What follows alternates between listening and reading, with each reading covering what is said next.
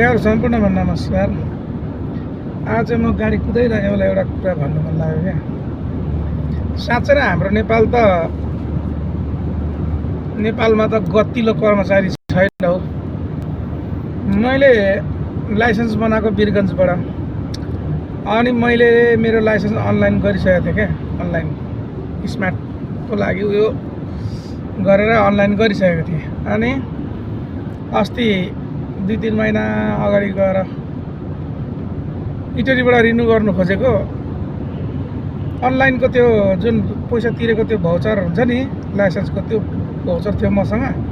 अनि विदेश आएको 3 वर्ष बसेर जाँदाखेरि रिन्यू फेल भएको थियो। अनि किन वीरगन्ज जाने, इटरीबाट रिन्यू गर्नु पर्यो भनेर इटरीमा रिन्यू गर्नु गएँ। हेर्नु है, रिन्यू गर्नु गएको माथि सिधै भाउचर देखाएँ।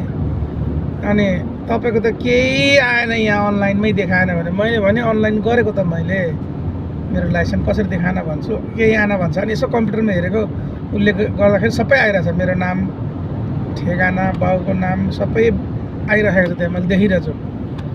हुँदैन यो वीरगन्जै जानुपर्छ भने अब फेरि म बाहिर अब फर्किनु पर्ने मान्छे, तनाव भइरहेको थियो क्या। के गर्ने भनेर तल आएँ। तल आएको अरू त्यहाँ मान्छेहरू हुन्छ नि, त्यो काम गरिदिने मान्छे तल आयो। अनि के छ हौ, के काम हो भनौँ। अनि मैले सत्य कुरो भने कि मेरो वीरगन्जबाट थियो लाइसेन्स बनाएको, तर मैले अनलाइन गरेको, माथि गएको अनलाइनमा देखाएन भन्छ। हुँदैन, यहाँबाट वीरगन्ज जानुपर्छ भन्छ। तनाव भयो, अब एक दिन जानुपर्ने भयो नाइटमा, गाडीमा तनाव भयो भनेर भनेको। नि तिर्का चेक गर्छु म, भइहाल्छ नि भन्यो। 10,000 जति लाग्छ है कति भन्यो। अनि ल म दिन्छु हुन्छ भने मैले पनि। अब म पनि अब बाहिर अब हिँड्ने बेला उड्ने बेला फ्लाइट आइसकेको थियो, त्यही भएर अनि लुन त भनेर पत्याएको थिइनँ। अहिले भर्खर म जाँदा नगरिदिएको। अनि माथि त्यो मान्छे गएको थियो, त्यो मान्छे गएको अनि 10,000 लाग्छ भनेर भन्यो। त्यति दिएपछि त फ्याट्टै लाइसेन्स रिन्यू भयो त्यहीँबाट। ल हेर्नु त भनेपछि अहिले भर्खर म जाँदाखेरि रिन्यू नभएको। हुँदैन यो धरती फुटे, आकाश झरे, ज्वालामुखी फुटे पनि हुँदैन यो भनेको चिज। हेर्नु त त्यहाँ पैसा खाएपछि हुन्छ भनेकोले हेर्नु त छिनमै। अनि त्यही कर्मचारीले मलाई हुँदैन भनेर पठाएको थियो, त्यो माथि थियो होइन, हुँदैन भनेर पठाएको थियो। लास्टमा साइन गर्ने बेला मैले त्यो यस्तो छाप लाउने बेलामा म गएको, त्यसले पठायो हो। त्यसैकोमा गएर मैले छापछाप लाएर आएँ भनेपछि कतिसम्म चाहिँ भ्रष्टाचार गर्नु चाहिँ पल्केको रहेछ हौ यिनीहरू। त्यही भएर त नि राम्रो काम गर्दैन, यस्तो गर्छ। त्यही भएर यो आन्दोलन भयो भने अनि तोडफोड गर्छ क्या मान्छे, यातायात तोडफोड गर्छ क्या। त्यही भएर पनि होइन, घुस नखाइकन काम गर्दा चाहिँ के हुन्छ हौ। घुस नखाइकन अब हुने कामलाई चाहिँ गरिदिनु नि त। अब जस्तै मेरो हुँदैन भने चाहिँ हुँदैन सक्यो। मैले जे पनि हुँदैन भने त सकिएको, मैले पनि केही न केही त गर्नु पऱ्यो नि त। फेरि पैसा खाएपछि चाहिँ हुने, यो कस्तो खालको छ हौ यो। तेरिका साह्रै घुस खाने मात्रै हो नेपालमा। के गरी खानु हो, के गरी बाँच्ने हो। जतै पनि घुस। तेरिका यातायातमा घुस, जतै पनि पावर। तेरिका नेपालमा गाह्रो छ हौ गरी खानु, बाँच्नु। अलि निम्न वर्ग, एउटा चाहिँ बीच वर्गको मान्छेहरूले चाहिँ गरी खानु बाँच्नु एकदम गाह्रो छ है नेपालमा। जेमा पनि पावर चाहियो। अब त्यो 10,000 लिएपछि चाहिँ मेरो त्यहीँबाट लाइसेन्स रिन्यू पनि भयो।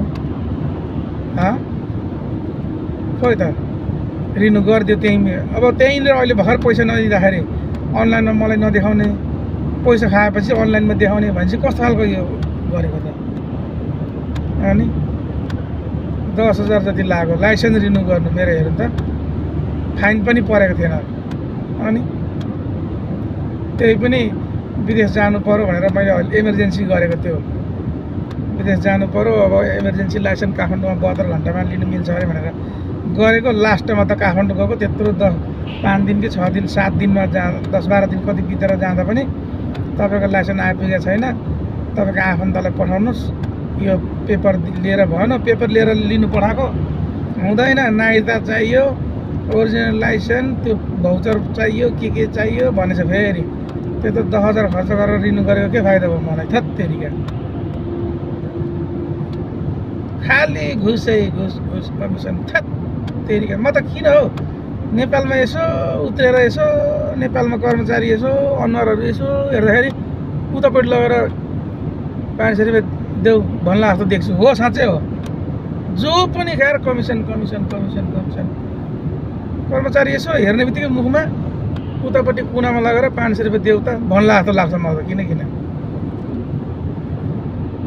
बर्बाद छ गाह्रो छ नेपालमा कुनै सेक्टरमा पनि गरी खान बाँच्न गाह्रो छ गाडी किन्यो बाटोमा ट्राफिकले धुरुक्कै रुवाउँछ चिट काटेर धुरुक्कै रुवाउँछ सिटी किन्यो ट्राफिकले धुरुक्कै अटो किन्यो धुरुक्कै रुवाउँछ पसल गर्यो चुर्रुमै डुब्छ र के चाहिँ गर्नु त नेपालमा थत्तेरिका बाँच्नै गाह्रो हो नेपालमा हत्तेरिका त्यही भएर म त हिँडेँ फेरि आएर नेपालमा के गरौँ भनेर गएको थिएँ त्यस्तो स्थिति परिस्थिति देखेपछि फेरि आएर म त कतारमै पो गाडी कुदाउँदैछु आइपुगेँ जन्मथलो नेपाल भए पनि कर्मथलो त कतारै हो सम्मान गर्नुपर्छ हामीले कर्मथलो हो नि त यो घर परिवार पालेको छ आफूले रोजगारी दिएको छ सबै कुरा जन्मथलो हाम्रो नेपाल भए पनि कर्मथलो जति नेपाललाई माया गरिन्छ त्यति आफ्नो